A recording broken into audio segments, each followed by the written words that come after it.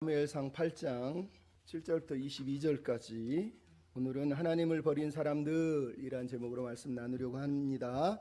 잠깐 기도하겠습니다. 사랑하는 아버지, 시간에 우리가 또 주의 말씀을 묵상합니다. 연약한 것은 가리우시고 오직 주님만 드러나며 주의 홀로 영광을 받으시옵소서. 부탁하며 예수님의 이름으로 기도하옵나이다. 아멘. 고려 말에 이영년, 이조년이라고 하는 형제가 있었습니다. 년이 붙었다고 그래서 여자는 아니고요. 이영년, 이조년. 이름 자체가 엄청 부자 이름 아닙니까? 근데 이 형제들은 아주 가난했고 부모님을 일찍 여의었다고 얘기합니다. 하지만 둘이는 열심히 서로 우애하면서 일을 열심히 했고 남의 집에 가서 일을 하면서 돈을 조금씩 모아서 장사를 하려고 장사미천을 모았다고 해요.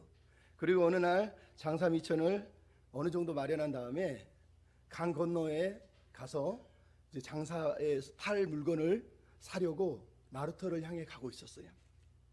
근데 나루터가 다가오는 근처에서 동생이 갑자기 형에게 형, 저기 뭐 이상한 게 있는데? 어디? 그리고 가서 뛰어가 봤더니 반짝반짝 빛나는 황금 덩어리가 있었다는 거예요. 그래서 동생이 그 황금을 딱 잡자마자 두 조각으로 쫙 갈라지더라는 거예요. 그래서 하나는 형이 갖고 하나는 내가 가지면 되겠네. 그리고 둘이 황금을 하나씩 가지게 됐다는 거예요. 그리고 품에다가 숨기고 나루토로 뛰어가서 사람들이 기다리고 있는데 죄송합니다 하고 나루토의 이제 배에 올라탄 거예요. 근데 두 형제가 그때부터 행복해한 게 아니라 조마조마해요. 사람들이 혹시 여기 주인이 있는 건 아닐까? 이 금을 달라고 하면 어떡하지? 형이 동생의 눈치를 보면서 나 혼자 그냥 이 황금을 차지했으면 좋겠는데 괜히 동생한테 줘가지고 좀 아깝다. 내가 부자가 됐어야 되는데 이런 마음이 갑자기 들더라는 거예요. 그래서 동생이 좀 미웠다는 거죠. 동생도 막 두근두근 하면서 또 형의 눈치를 보면서 괜히 형한테 말했어. 내가 그냥 조용히 황금을 취했으면 내가 다 가질 수 있었는데 부자가 될 수 있었는데 이런 마음을 가졌다는 거예요. 그러다가 동생이 내가 지금 무슨 생각을 하는 거야? 나 미친 거 아니야? 에이, 그러면 황금을 강물에다 푹 던졌어요. 풍덩 소리가 났어요. 형이 깜짝 놀라서 무슨 소리야? 그랬더니 동생이 형, 내가 황금을 버렸어. 미안해 형, 내가 죽을 죄를 지었어. 그게 무슨 뜻인지를 형이 금방 알아들었어요. 형도 그 자리에서 황금을 향해 푹 던지면 풍덩 떨어졌어요. 미안하다 동생아, 내가 이깟 황금 때문에 너를 미워하고 욕심을 부리다니 너무 미안하다. 그러면서 두 형제가 그 황금을 강에다가 던지고 다시 의롭게 살게 되었다는 거예요. 이게 고려 말에 있었던 투금탄 실화라고 고려사 열전에도 나오고 동국여지 승남에도 실려있는, 우리 초등학교 학생들에게 책에는 옛날에는 형제의 우애를 다루는 우애 있는 형제라는 제목으로, 최근에는 동화로 황금을 버린 형제라는 제목으로 나와 있어요. 여러분, 이거는 실화에 기반한 동화예요. 전래 동화. 근데 이 동화가 들려주는 게 뭡니까? 가장 중요한 것이 무엇이냐는 거예요. 정말 중요한 건 버리면 안 돼요. 중요하지 않은 거, 두 번째 중요한 거는 버려도 된다는 거예요. 우리가 인륜이라고 말하는 게 있습니다. 인륜이 뭡니까? 사람 간의 사이에서 지켜야 될 질서를 말하는, 우선순위를 말하는 거예요. 인간의 도리를 말하는 거예요. 그 도리가 뭡니까? 사람이, 형제가 황금이나 돈보다 더 중요하다는 거예요. 그걸 인륜이라고 그래요. 천륜은 뭡니까? 하늘에서 내려놓은 질서, 즉 부모와 자식 간의 관계, 임금과 신하와 관계를 말하는 거예요. 이 두 형제는 인륜을 지키기 위해서 황금을 버린 거예요. 천륜은 무엇입니까? 부모와의 관계, 임금과의 관계. 이 얘기를 왜 합니까? 우리가 하나님의 백성이라면 우리 또한 하나님 앞에서 인륜 플러스 천륜이라고 하는 걸 지켜야 돼요. 하늘이 허락한 질서 안에서 내 하나님이 우리의 아버지시고 내가 하나님의 신하고 하나님이 우리의 왕이시라면 우리가 무엇을 버려야 될지를 바르게 선택하라는 거예요. 근데 우리는 살면서 중요하지 않은 것을 붙들려고 정작 중요한 것을 강물에 집어던지듯이 던져버린다는 거예요. 진짜 중요한 것은 버리면 안 되는 거예요. 그게 뭡니까? 하나님을 향한 우리의 믿음이라고 지난주에 말씀을 드렸어요. 짐 엘리엇이라고 하는 사람이 에콰도르에서 그 식인종들에게 선교하다가 결국은 순교를 당했습니다. 근데 그분이 남긴 말 중에 가장 유명한 말이 있어요. 영원한 것을 위하여서 영원하지 않은 것을 버리는 사람은 결코 바보가 아니라는 거예요. 돌려 얘기하면 지혜로운 사람은 영혼을 사랑하는 사람은 가장 중요한 것이 영원한 것이라는 것을 믿기 때문에 영원하지 않는 것은 두 번째라고 생각하기 때문에 그것은 버려도 아무 상관이 없는 사람이라고 얘기하는 거예요. 여러분, 우리가 그런 삶을 살아야 된다고 얘기하는 거예요. 근데 여러분, 우리가 지난주에 봤고 오늘 본문을 또 보지만 이스라엘 장로들은 지금 영원하지 않은 세상 것을 취하기 위해서 영원하신 하나님을 던져버리고 있는 이야기가 오늘 본문에 나오고 있다는 거예요. 더 중요한 건 이 사람들의 모습이 그냥 옛날 이야기가 아니라 오늘 이 땅을 살아가는 이 땅의 세상 모습과 교회와 성도들의 모습과 일치하고 있다는 게 문제라는 거예요. 여러분, 백성의 장로들이 지난주에 어떻게 했습니까? 사무엘의 나이와 아들들을 핑계로 우리는 왕이 필요하다 그러면서 사무엘에게 와서 왕을 요구했다는 거예요. 사무엘은 그것에 대해서 불평한 게 아니라 너 내가 얼마나 수고했는데 감히 나한테 내가 몇 년을 사역했는데 이런 게 아니라 하나님 앞에 나가서 조용히 기도했고 하나님이 그 기도를 들으시면서 백성들의 말을 들어줘라. 그 대신 경고하고 왕의 제도를 가르쳐줘라. 그리고 나서도 나중에 왕의 제도를 허락했다고 얘기합니다. 근데 오늘 본문에서 하나님이 이 모든 과정 속에서 뭐라 그럽니까? 백성들이 나를 버렸다라고 얘기했다는 거예요. 여러분, 오늘 본문을 읽으면서 우리는 참 많은 생각을 하게 됩니다. 물론 어떤 사람은 하나님이 왜 왕의 제도가 옳지 않은 것 같은데 왕의 제도를 허락하신 걸까? 왜 왕의 제도를 허락하셨을까? 그 이유가 무엇일까? 궁금해할 것입니다. 하지만 더 중요한 건 오늘 본문에 나타나는 버림당하신 하나님의 아픔이에요. 안타까워하시는 하나님의 고통이에요. 하나님이, 영원하신 하나님이 고작 인간에게 버림을 당했다는 것이. 오늘 본문은 이 땅의 교회를 향한 신앙의 본질이 무엇인지, 이 땅의 교회를 향한 리더십이 무엇인지, 우리는 어떻게 살아야 되는지에 대한 가르침을 들려주고 있습니다. 하지만 무엇보다 더 중요한 건 우리가 버림당하신 하나님의 마음을 오늘 우리가 생각해 보아야 된다는 거예요. 작년에 다큐멘터리 나는 신이다, 신이 배신한 사람들, 대한민국에 있는 사이비 교주들 4명을 중심으로 해서 그들이 얼마나 안악한 짓을, 탐욕스러운 짓을 했는지를 보여줬어요. 오늘 본문을 읽으면서 우리는 제목을 바꿀 수 있어요. 나는 신이다, 신을 버린 사람들, 신을 배신한 사람들.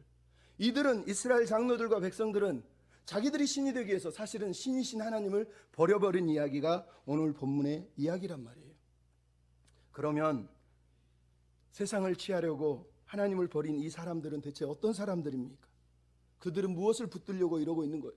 하나님은 이들을 보면서 어떤 마음을 가지셨습니까? 하나님의 아픔은 무엇입니까? 우리가 그것을 생각해 봤으면 좋겠어요. 먼저 이 사람들은 하나님의 은혜를 배신한 사람들이라는 거예요. 따라서 한번 합시다. 은혜의 삶을 포기하지 맙시다. 여러분, 은혜의 삶을 포기하지 말라는 거예요. 배신이란 단어가 얼마나 아픈 단어입니까? 6절에 사무엘이 하나님께 와서 너무너무 간절하게 기도를 했어요. 마음이 아팠죠. 백성들이 사사인 자기를 버렸으니까. 근데 7절에 뭐라고 하나님이? 나도 아프다. 너를 버린 게 아니라 사실은 나를 버린 거야. 아프냐? 나도 아프다. 이러면서 말씀을 하셨다는 거예요. 그러면 한나가 자기 애를 낳지 못하는 고통을 끌어안고 하나님 앞에 나갔다가 하나님의 고통을 발견하고 그 고통에 자기 삶을 맡긴 것처럼 오늘 본문의 사무엘은 버림받은 자기 아픔을 들고 하나님께 나갔다가 하나님이 버림받고 계신 그 사실 앞에서 그는 다른 말을 하고 있지 않아요. 그냥 하나님의 음성에 귀를 기울이고 있단 말이에요. 여러분, 참 신앙인은 이런 거예요. 자기 인생의 문제에 매몰되어 있어서 그것만 묵상하는 사람은 온전한 신앙인이 아니에요. 진짜 신앙인은 내 고통, 내 아픔을 가지고 하나님께 갔다가 나보다 더 아프신 하나님을 발견하고 그 앞에서 내가 입을 닫는 거예요. 그리고 하나님의 은혜를 묵상하고 감사하는 사람이에요. 그럼 오늘 본문에서 사무엘에게 전달된 하나님의 고통이 무엇입니까? 7절은 분명히 얘기하죠. 백성이 너를 버린 것이 아니라 나를 버렸다는 거예요. 인간에게 하나님이 버림당했다는 얘기를 하고 계시단 말이에요. 얼마나 안타까운 말입니까? 사무엘의 아들들이 아버지의 길을 버린 것처럼 이제 이스라엘 장로들과 백성들이 하나님의 길을 버리고 있는 이야기를 오늘 본문이 우리에게 들려주고 있단 말이에요. 이 안타까운 마음을 보면서 하나님은 얼마나 아프셨습니까? 여러분, 이 사람들이 지금 하나님을 떠난 게 아니에요. 버린 거예요. 무슨 얘기입니까? 어디서 버렸다는 얘기예요? 내 삶의 의자에서, 내 인생의 왕자에서 하나님을 버려버렸다는 거예요. 왜? 하나님을 왕으로 앉힌 게 아니라 폐위시키고, 하나님을 왕에서 폐위시키고 자기들이 그 자리에 앉아서 자기들이 왕 노릇하겠다고 결정한 사건이라고 오늘 본문이 말하는 거예요. 그들은 하나님을 떠난 게 아니에요. 여전히 하나님 앞에서 예배드리고 헌금하고 기도했단 말이에요. 단지 자기들의 인생의 왕자에서는, 내 삶의 자리에서는 하나님 왕이 되었으면 안 된다는 거예요. 하나님은 내 삶의 왕이 되면 안 된다는 거예요. 멀리 계시라는 거예요. 그냥 예배 드릴 때, 기도할 때, 헌금 드릴 때 열심히 우리 예배하는 것 그거 받으시고 그냥 행복해 하시라는 거예요. 내 삶으로 들어오지 말라는 거예요. 내 인생은 내가 꾸려갈 테니까, 내 삶의 왕자는 내가 내 마음대로 가져갈 테니까 하나님은 내 삶의 왕이 되시면 안 된다는 얘기를 하는 거예요. 그것을 버렸다고 말하는 거예요. 그들은 떠난 게 아니에요. 버린 거예요. 하나님은 오늘 우리에게도 말하는 거예요. 우리는 얼마나 하나님을 많이 버립니까? 하나님께 예배하고 기도하고 찬양하고 하나님 사랑합니다.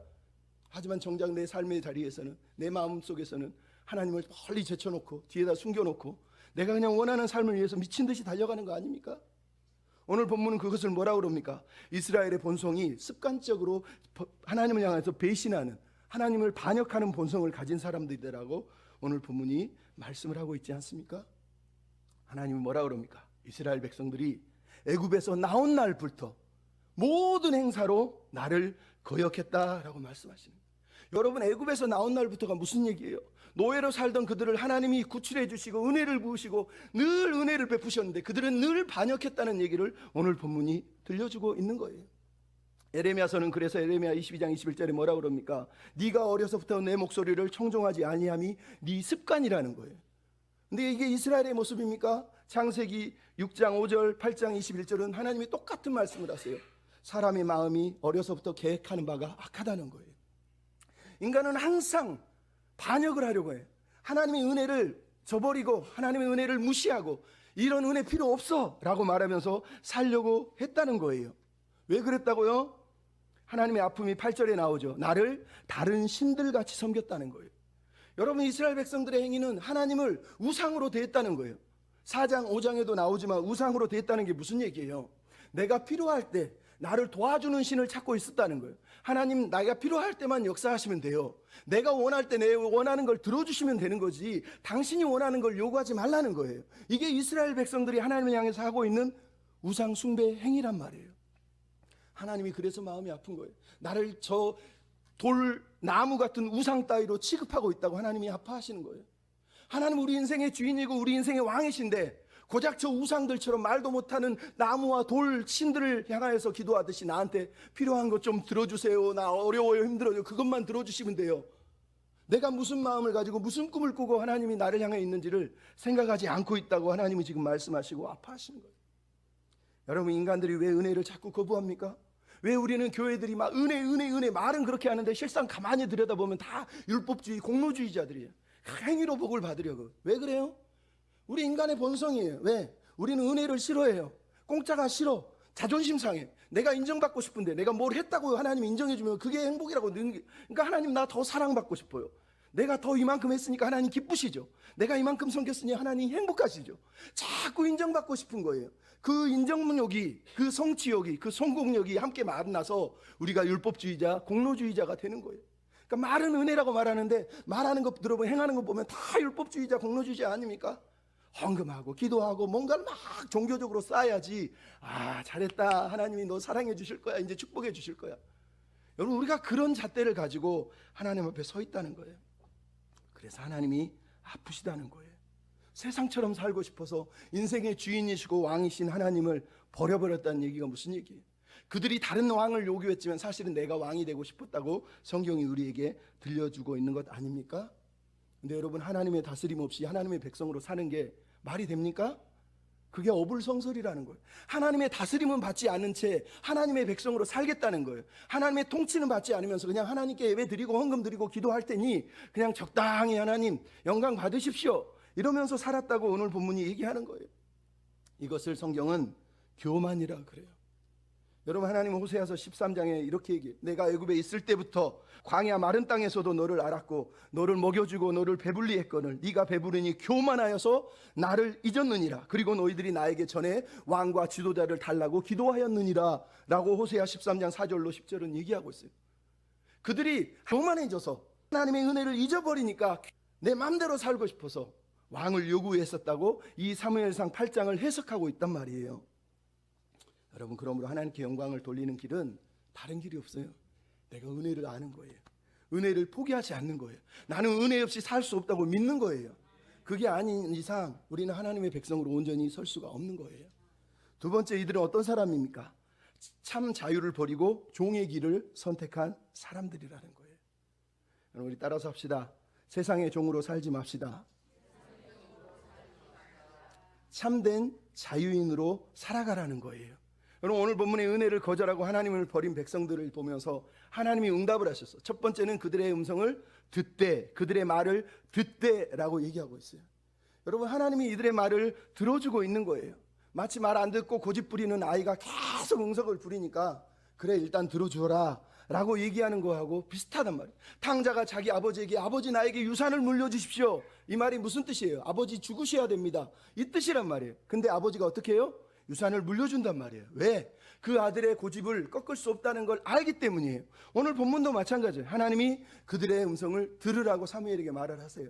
근데 뭐라고 해요? 바로 이어서 듣기는 듣되 그냥 하지 말고 엄히 경고해서 왕의 제도를 가르쳐라 라고 9절에 얘기를 하고 있는 거예요. 이게 무슨 얘기예요? 하나님이 말 안 듣는 이 자식들 같은 이 백성들을 보면서 들어는 주지만 그냥 버려두지는 못하겠다는 거예요. 그래서 사무엘을 통해서 백성들에게 경고를 하고 그들을 설득을 하려고 하시는 하나님의 마음을 지금 보고 있는 거예요. 이들을 설득해서 어떻게 해서든지 다시 하나님의 백성으로 살게 하시려는 하나님의 마음이 왕의 제도를 가르치고 있는 10절부터 18절의 이야기란 말이에요. 왕의 제도의 위험성이 이제 우리가 살펴보겠지만 문제가 뭡니까? 왕의 제도가 문제입니까? 아니요. 왕으로 앉는 사람이 문제라고 오늘 본문은 얘기하지 않습니까? 인간의 문제는 언제나 이 마음의 문제예요. 마음의 문제. 제도의 문제가 아니에요. 제도를 악용하고 오용하고 남용하고 자기가 원하는 대로 사용하는 그 못된 인간의 본성이 문제라는 걸 얘기하는 거예요. 그것을 깨닫게 하시려고 하나님이 오늘 장로들을 한 번 더 설득하시려고 하는 이야기가 10절부터 18절에 나오는 거예요.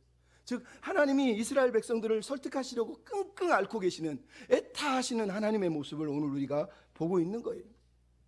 제가 옛날에 최승호 시인의 몸이라고 하는 시를 들려준 적이 있어요. 이렇게 써 있어요. 끙끙 앓는 하나님, 누구보다 당신이 불쌍합니다. 우리가 암덩어리가 아니어야 하는데 당신의 몸이 그러면 거뜬하실 텐데. 여러분, 이 짧은 단어를 통해서 너무 놀라운 말을 하고 있는 거예요. 하나님 몸에 우리가 암덩어리처럼 살아서 하나님이 너무너무 아프시다는 거예요. 끙끙 앓고 계시다는 거예요. 오늘 본문이 그런 거 아닙니까? 내 백성이라고 내가 내 품에 안았는데 내 품에서 암덩어리처럼 불평하고 거역하고 반역하는 이 모습을 보면서 하나님이 끙끙 앓고 있다고 오늘 본문이 얘기하는 거 아닙니까? 그래서 하나님은 사무엘에게 왕의 제도를 들려주고 있어요. 근데 이 왕의 제도가 어떤 제도예요? 세상 왕의 제도라는 거예요. 하나님이 원하는 제도가 아니라는 거예요. 오늘 본문에 나오는 왕의 제도라는 이 단어, 제도가 히브리어로 미시파트입니다. 이거는 제도라는 뜻이 아니라 공의, 정의라는 뜻이에요. 즉 세상 왕이 말하는 정의, 세상 사람들이 왕 노릇하며 말하는 정의가, 공의가 무엇인지를 알려주겠다는 거예요. 왜? 하나님이 말씀하시는 공의와 정의는 신명기 17장 14절로 20절의 왕의 율법, 너희가 나중에 왕이 필요할 때 왕을 세워야 되겠다는 생각이 들거든 하나님이 왕을 어떻게 세우라고 규정이 나와 있어요. 그 규정의 내용이 뭐냐? 첫째는 하나님이 택하신 자, 둘째는 병거와 마병, 힘을 자랑하고 권력을 사랑하는 사람이 아닌 사람, 셋째는 아내를 많이 두지 않은, 즉 외교적으로 허락하지 않은 사람, 넷째는 은금을 많이 쌓지 않는 사람, 즉 재물의 탐욕을 갖지 않는 사람, 다섯째는 율법의 말씀을 평생 옆에 끼고 말씀을 읽고 경외하며 사는 사람, 마지막 여섯 번은 형제들 앞에서 백성을 형제라고 취급하라는 거예요. 내 형제처럼 생각해서 교만하지 말고 말씀대로 그들을 섬기는 사람이 되어야 된다라고 말씀하신 거예요. 무슨 얘기인지 알겠습니까? 하나님의 종으로서 살라는 거예요. 왕은 하나님의 종이다. 하나님이 세운 왕은 종처럼 사는 거다. 백성을 섬기는 사람이지 다스리는 사람이 아니다라는 게 율법에 나오는 신명기 17장에는 왕의 내용이라는 거예요. 근데 오늘 본문의 내용은 뭡니까? 이 세상 왕의 제도는 얼마나 독재적이고 독단적이고 탐욕적이고 억압적인지를 비교하는 거예요. 그러면서 너희들이 요구하는 것이 율법이 내가 규정한 왕의 정의와 이들이 얘기하는 왕의 정의, 공의라고 말하는 세상 정의가 어떤지를 비교해보라는 거예요. 여러분, 오늘 본문 우리가 읽어보면 신랄하지 않습니까? 교회가 이런 설교를 안 합니다. 왜? 너무 신랄한 정치 비판이거든요. 이 비판을 안 하려고 해요. 왜 안 합니까? 우리가 예수님의 모습 그 뒷자락, 그 발꿈치 하나 못 따라가면서도 이런 것들을 다 덮어버리려고 한단 말이에요. 오늘 본문에 나오는 율법에 반하는 열방의 왕의 제도의 내용이 무엇입니까? 무려 12번이나 너희 그 다음에 그가 너희의 왕이 될 것이라는 걸 10절부터 18절에 계속 얘기하고 있어요. 이 왕은 너희가 요구한 왕이다 라고 먼저 8절에 얘기합니다. 18절은 너희가 택한 왕이다 얘기합니다. 하나님이 택한 게 아니라 너희가 요구했고 너희가 택했다는 거예요. 즉 하나님의 뜻과 반하는 왕이라는 걸 전제하고 있어요. 하나님이 선택한 왕이 아니라 너희들이 선택했다는 거예요. 나아가서 뭐라 그럽니까? 왕의 특권을 얘기합니다. 왕의 정의, 왕들이 말하는 내가 정의야, 내가 하는 게 다 공의야, 내가 공정해 라고 말하면서 17장에 지금 말하고 있는 게 뭡니까? 자녀들을 다 데려다가 자기 군대로 징집해서 군사를 삼고 자기 왕 신하를 삼고 딸들을 궁녀로 삼고 13절에 그 다음에 토지를 자기 걸로 소유하고 국토를 자기 소유화하고 그 다음에 토지와 11조와 세금을 자기 마음대로 쓰고 그리고 세금과 별대로 자기 사욕을 위해서 자녀와 나귀들을 데려다가 노예화시키고 있다고 13절부터 17절에 얘기를 하고 있는 거예요. 여러분 이게 세상 왕이 말하는 왕의 정의라는 거예요. 나는 정의롭다라고 얘기한다는 거예요. 이게 정의라고 말한다는 거예요. 그러면서 뭐라 그럽니까? 왕의 정체성을 한마디로 얘기합니다. 그는 빼앗는 자라는 거예요. 오늘 본문에 무려 6번이나 취하다, 라카크, 빼앗다, 취하다라는 단어를 쓰고 있어요. 번역은 데려가다, 가져가다, 끌어가다, 거두다 돼 있지만 히브리어는 한 단어예요. 취하는 사람, 빼앗는 사람이래. 세상 왕은 누구냐? 무조건 자기가 원하는 건 다 갖고 빼앗는 사람, 그런 포갑적인 사람이라는 거예요. 하나님은 어떤 분이십니까? 모든 걸 아들까지 다 주시는 왕인데 세상 왕은 모든 걸 아들까지 다 빼앗아가는 왕이라는 거예요. 너희들 어떤 왕을 선택하고 싶니? 라고 오늘 본문이 사실은 우리에게 들려주고 있는 거예요. 빼앗는 왕이 빼앗는 행위가 왜 빼앗는다고요? 5번이나 나오죠. 자기를 위해서, 자기를 위해서, 자기를 위해서. 자기 밭, 자기 추수, 자기 무기, 자기 신하, 자기 일을 위해서, 자기 배를 두드리기 위해서 국도도 빼앗고 자녀도 빼앗고 모든 재산도 세금도 다 빼앗는 사람이라고 오늘 성경이 얘기하는 거예요. 여러분 이게 인간의 죄성이라는 거예요. 인간이 세운 왕의 모습이라는 거예요. 절대 권력은 언제나 절대적으로 타락하게 돼 있다는 거예요. 성경이 그것을 우리에게 들려주지 않습니까? 그 결과가 뭐라 그럽니까? 17절에 너희가 그의 종이 된다는 거예요. 세상 왕을 택한 결과가 뭐라고요? 세상의 종이 된다고 오늘 본문이 얘기하는 거예요. 슬프지 않습니까? 하나님은 이스라엘 백성을 출애굽시킬 때부터 너희는 애굽의 종이 아니고 노예가 아니고 이제 자유민이야 라고 자유로운 백성으로 택했는데 이들은 그들이 원하는 자유, 하나님이 말하는 자유가 아니라 세상의 자유를 외치면서 세상 자유 나도 누리고 싶어요. 근데 정작 이들이 말한 자유가 자유입니까? 아니요. 종이 되는 자유예요. 종. 세상의 종이 되는 일을 지금 추구했다고 성경이 얘기하는 거예요. 레위기 25장 39절에 동족을 노예로 삼으면 안 된다고 그랬는데 이 왕들은 동족을 노예로 삼고 있다고 얘기해요. 더 놀라운 건 신명기 17장 16절 왕의 규정 중에 이런 말이 있어요. 왕은 그 백성을 애굽으로 돌아가게 하지 말고 그 길로 다시 돌아가게 하지 말라는 거예요. 무슨 얘기인지 알겠어요? 하나님이 왕을 세운 이유는 백성들이 다시 애굽의 노예처럼 살지 않게 하는 게 하나님의 마음이었다는 거예요. 근데 지금 이스라엘 백성들은 뭐 하고 있어요? 나는 애굽 백성처럼 나는 노예로 살고 싶어요. 나는 노예의 길을 걷고 싶어요 라고 오늘 본문이 얘기했다는 거예요. 그게 하나님의 아픈 거예요. 이 왕의 제도는 이 세상 왕들의 통치 방식은 애굽의 통치 방식하고 똑같은데 다시 애굽처럼 노예 생활을 하는 것인데 이들이 그것을 이해하지 못하고 하나님 앞에서 자유로운 삶보다 세상의 노예가 되는 삶을 지지하고 그것을 원했다고 성경이 말하는 거예요. 여러분 이게 세상의 공정이고 세상의 정의라고 말하는 거예요. 이게 세상 사람이 말하는 권력자들의 정의고 공의라고 얘기하는 거예요. 여기 이거 공정이고 정의입니까? 이걸 공정이라고 정의라고 믿으며 따라가는 사람은 하나님의 백성이 아니에요. 세상 백성일 뿐이죠. 아무리 예배 드린다고 말하면서 결국은 세상의 종처럼 살겠다는 거 아닙니까? 그래서 오늘 본문이 얘기하는 거예요. 우리는 뭘 선택할 거냐는 거예요. 왕의 백성처럼 자유민으로 살 거냐 아니면 세상이 말하는 거짓 자유를 추구하면서 세상의 종으로 살 거냐라고 오늘 성경이 우리한테 말하는 거예요. 더 놀라운 선질이 뭡니까? 하나님이 기도에 응답하지 않는다는 거예요. 18절에 하나님이 그러잖아요. 다시는 기도에 응답하지 않겠다. 여러분 세상의 노예가 됐으니 하나님이 들어줄 이유가 없죠. 하나님이 왕이 아니십니다. 당신은 내 왕이실 필요가 없어요. 버렸으니 하나님이 왜 들어줍니까? 내 자녀도 아니고 내 신하도 아닌데 천륜을 어긴 사람들한테 내가 왜 들어주냐고 얘기하는 거하고 똑같은 거예요. 천륜을 지켜야 왕이 신하를 돌봐주고 부모가 자녀를 돌봐주는 거 아닙니까? 근데 백성들이 나는 당신 자녀 아니고 나는 당신 신하 아닙니다 그러면서 하나님을 버렸는데 하나님이 왜 그 들어줍니까? 천륜과 인륜을 깨버린 사람은 이스라엘 백성들이라는 거예요. 더 불행한 게 뭐예요? 이 노예의 생활의 피해자들이 누굽니까? 이 거짓 선동된 장로들에게 선동된 백성들이란 말이에요. 지금 침묵하고 말하지 않는 백성들은 결국은 다 누구예요? 왕이 세워지면 그 왕의 노예가 돼서 자식을 바치고 세금을 바치고 자기 모든 토지를 다 바쳐서 왕이 사유화하고 자기 마음대로 써도 아무 말 못하고 피해를 입은 백성들이 여기 그대로 뻗어시 있단 말이에요. 근데 이 장로들이 백성을 대표한다면서 나가가지고 하는 짓이 이 짓을 하고 있는 거예요. 얼마나 이기적이고 얼마나 독단적이고 오만한 정치적인 판단을 하고 있냐는 거예요. 백성을 섬기라고 뽑아놨더니 억압하고 빼앗는 정치를 하고 있는 것. 여러분, 이게 오늘 본문에 나오는 세상의 정의예요. 세상의 정의. 하나님이 이것을 기뻐하시겠습니까? 우리한테 말하는 거예요. 하나님의 백성은 하나님의 백성의 자유가 무엇인지를, 진리가 자유케 하는 삶이 무엇인지를 날마다 하나님 앞에서 배워야 돼요. 그것을 버리고 세상의 종이 돼서 세상 사람처럼 살려고, 나도 세상 사람처럼 누리고 싶어요, 가지고 싶어요, 그러면서 세상의 정의를 마치 신앙인 것처럼 쫓아다니면 하나님이 결코 기뻐하지 않는 거예요. 오늘 보면 나오는 왕들을 보십시오. 이게 왕입니까? 자기 권력과 명예욕과 탐욕에 취해가지고 남의 것을 막 빼앗고 짓밟는 것을, 이게 어떻게 하나님이 기대하는 왕이라고 말하겠어요? 그래서 하나님이 너희가 요구했고 너희가 선택했다고 오늘 본문이 말하는 거예요. 하나님이 그래서 마음이 아프신 거예요. 나아가서 이들이 선택한 게 무엇입니까? 불순종의 길을 선택했다는 거예요. 따라서 합시다. 하나님의 마음에 합한 자로 살아갑시다. 여러분, 하나님은 하나님의 뜻과 마음에 합해서 살기를 원해요. 근데 오늘 백성들 19절로 20절의 내용이 뭡니까? 백성들을 설득하시려는 하나님의 그 간절한 설득에도 불구하고, 그 간절한 요청에도 불구하고 백성들이 무엇을 선택합니까? 그들은 듣기를 거절했다는 거예요.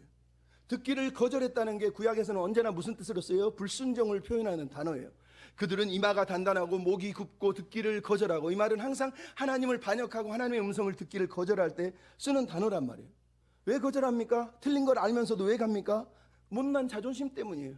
그래도 내가 한번 소리쳤는데 아버지 앞에 내가 이 고집은 꺾을 수 없지, 이런 거하고 똑같은 거 아닙니까? 틀린 수 알면서도, 잘못된 거 알면서도 그냥 가겠다는 거예요. 그러면서 뭐라고 그럽니까? 19절에 아닙니다, 아닙니다, 그래도 우리는 왕이 필요합니다, 그래도 우리는 다른 나라들 같은 왕이 필요합니다. 말씀을 듣고 하나님이 설득하는 그 설득을 들어도 자기 마음은 이미 정했기 때문에 듣고 싶지 않아요. 아, 그건 나한테 내가 원하는 답이 아니야, 내가 듣고 싶은 설교 아니야. 그러니까 길을 막아요. 시끄러워요, 안 들을래, 필요 없어요, 그런 거 필요 없어, 필요 없어, 아 귀찮아. 여러분, 이거 똑같은 거예요. 듣기 싫다는 거예요. 그래도 세상이 좋다고, 그래도 애굽의 종으로 사는 게 하나님 왕으로 섬기는 것보다는 행복한 것 같아요 라고 말하지 않습니까? 그래서 오늘 본문의 19절로 20절에 무려 7번이나 우리를, 이게 우리가 누굽니까? 집단의 우리지만 개인으로 나를 얘기하는 거. 나 왜 하나님을 버렸다고 말하는 거. 오늘 결론이에요. 자기를 위해서, 내가 왕이 되려고 하나님을 왕의 자리에서 폐위시켰다고 말하는 거예요. 더 놀라운 거예요. 20절에 뭐라고? 우리의 싸움을 싸우는 왕이 필요하다는 거예요. 우리의 싸움이 뭐예요? 자신의 싸움이잖아요. 내 부와 내 안정과 내 명예와 내 축복을 지켜줄 왕이 필요하다고 얘기하면서 하나님이 싸우시는 싸움은 싸우지 않겠다고 얘기하는 거예요. 더 이상 나는 하나님의 영광에 관심 없고 그냥 내 인생, 내 행복, 내 만족을 나는 채우며 살고 싶어요. 하나님 믿어봤자 힘들고 이 길 걷기 힘드니 나는 그냥 내가 원하는 삶을 살래요 라고 말하면서 살겠다고 얘기하는 거예요. 여러분, 아까도 얘기했지만 하나님의 다스림 없이 하나님의 백성으로 살 수 있습니까? 정말 하나님 없이 우리가 살 수 있습니까? 이스라엘이 정말 하나님 없이 살아서 행복했습니까? 성경은 그들이 얼마나 비참하고 얼마나 고통스럽게 살았는지를 들려주고 있지 않습니까? 깨달아야 돼요. 여러분, 하나님 없이 살겠다고요? 교회에서 예배드리고 기도하고 헌금하면서도 하나님의 다스림 없는 그냥 하나님의 백성으로 살겠다고요? 이게 말이 됩니까? 여러분, 옛날에 1988년에 이남희 씨라는 분이 노래를 불렀어요. 뭘 불렀어요?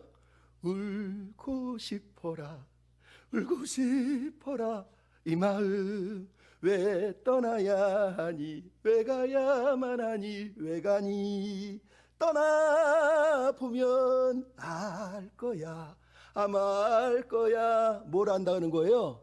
떠나보면 후회할 거라는 거예요. 하나님이 지금 이 마음인 거예요. 그렇게 나를 버리겠다고? 그래, 떠나봐라. 한번 떠나보고 나서 마지막에 경험해 보라는 거예요. 하나님 없이 사는 게 정말 행복했는지. 여러분, 하나님 없이 사는 삶은 행복하지 않아요. 우리가 우리의 본성을 몰라서 그래. 옛날에 에라스무스라는 사람이 자유의지에 관한 논문을 쓰면서 우리 인간은 충분히 우리 의로 우리의 선으로 구원도 받을 수 있고 우리의 공로로 구원을 받을 수 있다고 얘기했어요. 루터가 그거에 너무 화가 나가지고 10년 정도 8년 정도 된 후에 논문을 하나 써서 노예 의지론이라는 책을 쓰면서 아니다, 우리는 죄의 노예다, 우리는 죄밖에 가질 수 없는 노예다, 하나님의 은총이 없이는, 은혜가 없이는 하나님께 영광을 돌릴 수 없다 그러면서 노예 의지론이라는 책을 썼단 말이에요. 그리스도인의 자유는 우리의 공로와 우리의 의지가 아니라 예수 그리스도와 성령의 은혜로만 감당할 수 있다라고 얘기한 거란 말이에요. 여러분, 우리는 노예의 의지를 가지고 사는 사람들이에요. 이 노예의 의지가 무너지는 자리는 하나님의 은혜가 역사할 때만 가능한 거란 말이에요. 여러분, 우리에게 그래서 은혜가 필요한 거예요. 하나님은 우리를 압박하시고 억압하시는 분이 아니에요. 당신이 하나님을 섬기면서 하나님 앞에서 억압을 느끼고 답답함을 느끼고 있다면 그거는 하나님 때문이 아니에요. 당신이 전제하고 있는 생각, 노예의 마음으로 살고 있어서 가지고 싶어서 안다라는 그 마음 때문에 하나님 앞에 서서 답답한 거예요. 그 노예의 의지를 버리고 하나님의 은혜를 구하면 우리 안에 자유함이 일어나는 거예요. 그래서 오늘 본문에 하나님은 뭐라고 얘기합니까? 21절에 22절에 그래, 들어줘라. 설득을 해도 안 들으니까 하나님이 다시 한번 그래, 그들의 말을 들어주고 왕을 세워줘라 라고 얘기했다는 거예요. 하나님이 다시 한번 버림당하셨다는 걸 확증하신 거. 아, 날 정말 버렸구나. 그렇게 설득해도 내 말을 듣지 않는구나. 얼마나 마음이 아픕니까? 그럼 따라서 합시다. 사랑으로 순종하며 삽시다. 여러분, 우리는 사랑의 순종을 하나님께 보여야 돼요. 고집 부리면서 귀를 막으면서 아니요, 나는 하나님 없어도 돼요. 그 인생은 비참한 거예요. 그 인생의 비참함을 이해하지 못하니까 하나님이 오늘 본문에 말하는 거예요. 그래, 들어줘라. 왕을 세워줘라. 여러분, 여기 아율이나 루아가 엄마 말 얼마나 안 듣는지 몰라. 열받으면 뭐라 그럽니까? 그래, 네가 하고 싶은 대로 해. 딱 그러지 않습니까? 하나님이 그거예요. 열받으니까 좀 죄송한 말이지만 그래, 너 원하는 대로 해라. 이게 하나님의 마음이에요. 호세아 보면 아까 얘기했지만 호세아 13장 9절로 11절에 이렇게 써 있어요. 이스라엘에 네가 패망하였으니 이는 전에 네가 이르기를 왕과 지도자를 내게 주소서 하였더니 지금 너를 구원한 왕이 어디 있느냐? 내가 분노함으로 내게 왕을 주었고 진노함으로 너를 패하였느니라는 거예요. 하나님이 이 날을, 이 시간들을 기억하면서 얼마나 마음이 아프셨는지, 너희들이 내 말을 안 듣고 거역하고 왕을 요구해서 결국은 내가 들어줬지만 그거는 내 뜻이 아니었다는 거예요. 너무 힘들었다는 거예요. 그럼에도 그들을 징계해서라도 이것을 깨닫게 하시려고 왕을 허락했다고 호세아서가 결론을 내리고 있는 거예요. 여러분, 이 본문이 그래서 중요한 거예요. 백성이 요구한 왕, 요구하다는 단어가 샤알이에요. 샤알이 누구의 이름인 줄 아세요? 사울이에요. 왜 사울 왕이 실패할까요? 그는 하나님이 선택한 왕이 아니라 백성이 요구하는 왕이었기 때문이에요. 이제 나머지 이야기는 백성들이 요구한 왕을 통해서 그들이 얼마나 고통을 당하는지를 사무엘상 9장부터 이제 그들이 요구하는 왕 때문에 당하는 고통을 들려줍니다. 나아가서 그러면 하나님은 어떤 왕을 선택하셨는지, 하나님이 선택하신 왕이 누군지를 이 이후부터는 성경이 우리에게 들려주고 있는 거예요. 그럼 우리는 하나님을 순종으로, 사랑으로 섬겨야 되는 거예요. C.S. 루이스라는 사람이 천국과 지옥의 이혼이라는 책에서 이런 얘기를 해서 제가 옛날에도 들려줬죠. 이 땅에는 두 종류의 사람밖에 없다. 한 사람은 아버지의 뜻대로 하십시오 라고 말하면서 자기 인생을 올려드리는 사람이 있는가 하면, 또 한 사람은 하나님께서 그래, 네 뜻대로 해라 라고 말하는 사람이 있다는 거예요. 이 땅에는 두 종류밖에 없다는 거예요. 여러분은 어떤 사람입니까? 고통이 오고 어려움이 오고 힘듦이 와도 하나님 뜻대로 해주세요 라고 말합니까? 아니면 하나님이 야, 말 되게 안 듣네, 얘 루아 같네, 그래 네 맘대로 해라, 미안해, 루아는 그 정도는 아닌데, 여러분 그런 인생을 살아야 되겠습니까? 마음이 너무 아프지 않습니까? 그럼 오늘 본문에 하나님을 보십시오. 너무 아픈 거예요. 너무 아픈 거예요. 여러분, 하나님을 거적하고 하나님의 은혜를 저버리는 삶을 하나님은 원치 않으세요. 우리 같으면 매라도 들어가지고 두드러 패면 되지 않습니까? 근데 하나님은 그렇게 하지 않으세요. 하나님은 세상을 다 통치하시고 다 소유하시고 하나님은 세상 모든 걸 다 마음대로 하실 수 있어요. 하지만 딱 한 가지는 안 하십니다. 뭐? 우리 마음을 억지로, 강제로 하지 않으신다는 거예요. 내가 자발적으로 하나님의 사랑을 깨닫고 자발적으로 하나님 앞에 나오기를 원하시는 거예요. 그래서 오늘 본문의 이스라엘 백성들의 그 말도 안 되는 억지와 고집스러운 요구를 듣고 하나님이 그래, 들어줘라 라고 말씀하시는 거예요. 왜? 하나님은 여전히 백성들의 마음을 얻고 싶은 거예요. 사랑으로 순종하기를 원하는 거지 억지로 마음에는 없는데 벌 받을까 봐 순종하는 걸 하나님이 원한 게 아니라는 거예요. 하나님은 여전히 우리의 마음을 얻고 싶으신 거예요. 사단에게 빼앗긴 영토는 저기 밖에 있는 세상이 아니에요. 여기 있는 거예요. 내 마음의 욕심, 내 마음의 욕망, 성공하고 싶고 많이 가고 싶고 부자 되고 싶고 막 세상 사람처럼 살고 싶은 그거, 하나님이 그 마음의 영토에서 우리를 건져서 내 마음에 하나님의 영토가 되고 하나님이 우리 마음의 대통령이 되기를 원하는 거예요. 옛날에 불화의 연인에서 김주혁 씨가 전도연한테 그랬다고 그랬잖아요. 내 마음속이요 내 마음의 영토의 대통령은 당신입니다. 그랬던 것처럼 우리도 하나님 앞에 고백, 하나님, 세상의 대통령은 딴 사람일지 몰라도 내 마음의 대통령은 하나님 당신입니다. 나는 하나님만 섬기며 살겠습니다. 이렇게 하나님이 고백하기를 원하세요. 그 마음을 얻고 싶기 때문에 하나님은 이 일을 하고 계시단 말이에요. 이 하나님 아프지 않습니까? 그 마음을 얻고 싶어서 스스로 버림당하는 길을 선택하신 거예요. 그냥 막 억지로 힘을 써가지고 막 폭력을 저질러가지고라도 무릎 꿇리면 되는데 하나님은 그 길을 선택한 게 아니라 그래 내가 버림당할게, 그래 나를 버려, 하지만 그걸 통해서 네가 좀 깨달았으면 좋겠어, 이 마음을 말씀하시지 않습니까? 여러분, 그래서 구약의 역사는 뭡니까? 반역의 역사예요. 인간은 끊임없이 하나님이 아무리 은혜를 부어주셔도 반역을 했다는 거예요. 근데 하나님의 역사는 뭐예요? 은혜의 역사는 거예요. 반역을 해도 하나님은 너희가 나를 버려도 나는 너를 버릴 수 없지, 나는 너를 포기할 수 없지. 여러분, 이걸 정확하게 호세아 11장 1절부터 18절에 얘기하고 있어요. 뭐라고 그럽니까?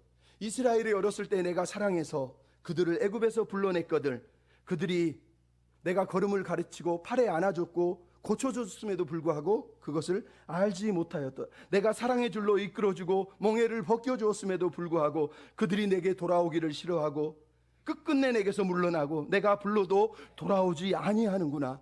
불러도 일어나는 자가 없구나. 그러면서 뭐라고 그럽니까? 에브라임이여, 내가 어찌 너를 놓겠느냐? 내가 어찌 너를 버리겠느냐? 내가 어찌 너를 멀리 보내겠느냐? 내 마음속에서 나의 긍휼이 불타는 것 같구나. 여러분, 하나님이 끙끙 앓고 계세요. 계속 하나님을 버리고 하나님 싫어요, 하나님 필요 없어요. 근데 하나님 뭐라고 그래요? 불러도 대답하지 않고 불러도 응답하지 않는 백성들을 보면서 내가 그런데 난 널 못 버릴 것 같아. 나는 도저히 나는 안 돼. 넌 날 버려도 나는 못 버려. 난 널 진짜 사랑한다니까. 제발 내 마음 좀 알아줘. 이게 지금 오늘 본문에 나온 하나님의 마음 아닙니까? 여러분, 신약의 예수님의 모습이 그거 아닙니까? 세상의 사랑으로 우리를 품어주시려 이 땅에 오셔서 우리 죄를 위해, 자기 백성을 위해 죄의 종에서 자유의 종으로 살게 하시려고 오신 주님을 자기 백성들이 거절했다고 성경이, 자기 왕을 백성들이 버렸다고 얘기해. 자기 땅에 오매 자기 백성이 영접하지 아니했다고 얘기해. 그 백성들이 예수님을 거절하고 그를 왕이 아니라 십자가 위로 올려 보냈단 말이에요. 그래서 예수님이 뭐라고 그럽니까? 예루살렘아 예루살렘아, 암탉이 새끼를 아름같이 날개 아래 모음같이 내가 내 자녀를 모으려고 한 것이 몇 번이나 있었느냐? 그러나 너희가 원하지 아니하는도다. 하나님은 계속 품으시려고 하는데 백성들은 싫어요, 싫어요, 싫어요. 그렇게 우리 주님은 이 땅에 오셔서 다시 버림당하시고 배신당하시고 십자가로 올라가신 거예요. 여러분, 십자가에 예수님을 못 박은 사람들이 뭐라고 외쳤습니까? 유대인들이 말했어요. 이 사람을 놓아주면 당신은 가이사에게 반역자입니다. 가이사에게 반역하는 겁니다. 이 사람을 놓아주면 안 됩니다. 빌라도가 얘기합니다. 보라, 너희 왕이지 않느냐? 백성들이 얘기합니다. 없이 하소서, 없이 하소서, 십자가에 못 박게 하소서. 가이사 외에는 우리의 왕이 없나이다. 여러분, 사무엘 시대의 백성들이나 신약 시대의 백성들은 똑같았어요. 하나님 왕이 되시면 안 됩니다. 예수님 내 왕이 되실 필요 없습니다. 우리는 가이사가 좋아요. 우리는 애굽 바로가 좋아요. 우리는 세상 권력을 가지고 나를 이끌어주는 강력한 리더를 해주는 사람이 좋아요. 이러면서 하나님 앞에서 예수님을 십자가에 못 박게 달라고, 그 하나님의 아들을 죽여달라고 요구한 사람이 우리란 말이에요. 우리가 배신자예요. 우리가 반역자예요. 한없는 은혜를 받았는데 계속해서 거절을 해요. 히브리서에 뭐라 그럽니까? 타락한 자들은 하나님의 아들을 다시 십자가에 못 박아 드러내고 욕되게 하니라. 그들은 하나님의 아들을 짓밟고 언약의 피를 부정하게 하고 은혜의 성령을 욕되게 하고, 예수님을 죽은 후에도 성도들이 그러고 살았다고 히브리서 기자가 얘기하는 거예요. 본문의 장로들이 왜 하나님을 폐위시켰습니까? 신약의 유대인들은 왜 예수님을 십자가에 못 박아 죽였습니까? 오늘 우리는 왜 하나님을 배신하며 살아가고 있습니까? 그 아들을 보내신 하나님 얼마나 마음이 아프셨습니까? 여러분은 그 마음이 느껴집니까? 여러분은 내가 배신하고 있다고 생각하지 않습니까? 찬양 중에 이런 게 있습니다. 얼마나 아프실까 하나님 마음은, 인간들을 위하여 아들을 제물로 삼으실 때 얼마나 아프실까 주님의 마음과 마음은, 사람을 위해서 십자가에 달려 죽으실 때 얼마나 아프실까 하나님 가슴을, 독생자를 주셨건만 인간들이 그걸로 부족하다고 원망할 때. 여러분, 그들이 말한 거예요. 하나님으로는 부족해요. 은혜요? 은혜로는 부족해요. 예수님이요? 십자가요? 그걸로는 부족해요. 우리는 더 필요해요. 하나님, 예수님 말고, 은혜 말고, 하나님 말고요. 저 세상 사람들이 들고 있는 거 주세요. 나 그거 가지고 싶어요. 이걸로는 부족하다고요. 그게 우리예요, 우리. 여러분, 아닙니까? 여기서 왜 기도합니까? 뭘 기도합니까? 하나님, 나 부족한데, 하나님 믿어가지고는 안 되는 것 같은데, 나 이걸로는 모자란데. 하나님은 수없이 우리를 품어주시려고, 오늘도 은혜로 감싸주시고 안아주시려고 하는데, 내 마음 한 자락도 지키지 못하고 매일 하나님 앞에 와서 투덜거리면서, 아니에요, 내 길을 가고 싶어요. 내가 원하는 삶을 살고 싶어요. 하나님 말고, 예수님 말고, 십자가 은혜 그런 거 말고요. 돈 주시고요, 복 주시고요, 잘되게 해주시고요, 능력 주시고요, 막 세상에서 좀 고개 들고 살게 해주시고요. 그게 우리가 구하는 거 아닙니까? 하나님의 마음은 그래서 아픈 거예요. 여러분은 어떤 사람입니까? 독생자를 주셨는데 그걸로는 부족하다고 말하는 사람 아닙니까? 암탉이 새끼를 모음같이 내가 내 자녀를 모으려고 했는데 그러나 너희가 원하지 않는구나. 오늘도 하나님이 나를 보고 여러분을 보고, 내가 너를 그렇게 모으고 싶은데, 안고 싶은데 네가 나를 거절하는구나. 여러분, 오늘 본문이 그 마음을 들려주고 있지 않습니까? 아무리 은혜로 보듬으시고 품어주셔도 내 마음 한 자락 하나님께 못 드리는 우리를 부끄러워해야 됩니다. 그리고 이제 우리 마음을 추스리고, 하나님, 정말 내 마음의 영토의 대통령은 하나님이십니다. 그렇게 고백하면서 매일 마주한 하루하루를 하나님의 자녀답게 우리도 살아야 되지 않겠습니까? 그 마음을 달라고 기도하십시오. 세상 것 좋아서 계속 막 그렇게 투덜거리지 말고, 배신하지 말고, 부족해요 하지 말고, 하나님 나 만족해요, 행복해요, 고맙습니다, 그렇게 고백해야 되지 않습니까? 우리 그런 믿음의 고백 드리고 마쳤으면 좋겠습니다. 은혜로 나를 보듬으시고, 하나님 사랑합니다 고백합시다. 은혜로 날 보듬으시고, 사랑으로 품어주셔도, 사랑으로 품어주셔도, 내 마음 한 자락도, 내 마음 한 자락도 지키지 못하는 이 모습 부끄럽습니다. 한 번 더 고백합시다. 은혜로 날 보듬으시고, 사랑으로 품어주셔도, 사랑으로 품어주셔도, 이 못난 마음은 내 마음 한 자락도 지키지 못하는 이 모습 부끄럽습니다. 그럼에도 따스한 품을 내어주시는 주님께 갑니다. 따스한 곁을 내어주신 주님 앞에 그래도 믿음으로 나아가려고 합니다. 주님 앞에 나아갑니다. 표현 못할 그 긍휼로 덮으소서. 표현 못할 긍휼로 나를 덮으시는 주 이름만 바라봅니다. 하나님, 내 매일 마주한 삶들을 믿음으로 살게 하소서. 매일 마주한 시간을 견뎌 나가 예수의 마음을 품게 하소서. 주 예수의 마음을 닮아 가네. 두려운 세상의 삶일지라도 두려운 걸음마다 주가 동행하니 주지하여 오늘을 걷네. 주의 진실한 소망을 깊이 담으며 채워가네. 하나님의 자녀로 명예 지켜가며 깊어진 삶을 주께 드리네. 매일 마주한 매일 마주한 시간을 견뎌나가며 주 예수의 마음을 닮아 가네. 두려운 삶의 숲속에도 두려운 걸음마다 주가 동행하니 주를 의지하며 오늘을 걷네. 주의 신실한 소망을 깊이 담으며 주 예수의 은혜로 주 예수의 은혜를 채워가네.